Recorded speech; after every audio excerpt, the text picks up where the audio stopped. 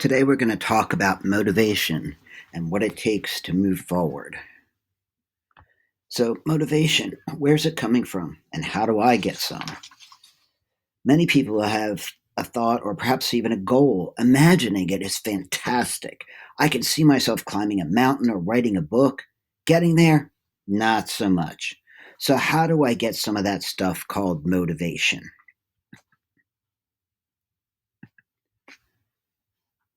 One thing that holds most of us back from moving forward on the path we'd like to take is the pain. We imagine what it'd be like to climb to the top of that mountain or to finish that 350-page book. It looks painful and difficult. What motivates us to do the things we actually do? Usually, it's that the pain of not doing whatever it is greater than the pain of doing it. Here's an example. Say I have a goal of getting my weight back down to where it was in college. That means change. I'd have to change my exercise and eating habits.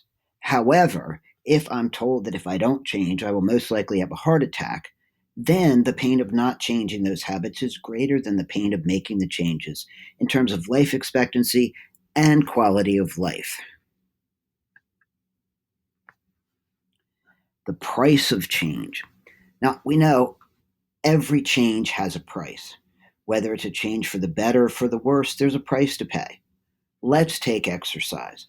I have to get up, most likely change my clothes, and go do something. The price is getting off my duff and moving. It's not binging on Netflix all evening. If I start by getting dressed for exercise, the rest comes much easier. I'm already dressed. I might as well do something.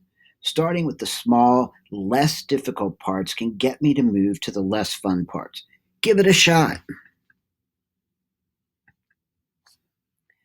Schedule.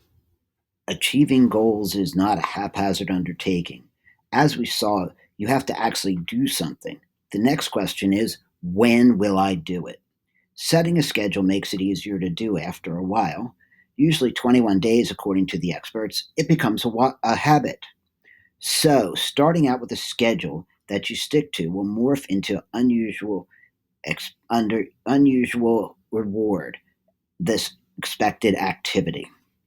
That leads you on the path to the goal we mentioned previously. But you know what? I like freedom and flexibility. That's great. Be flexible in your other pursuits.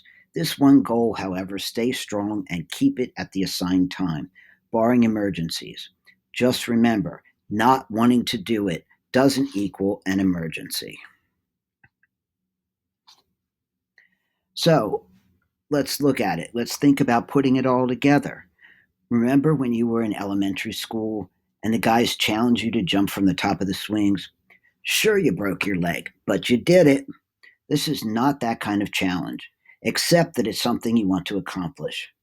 Challenge yourself to stick to a schedule and take one step at a time.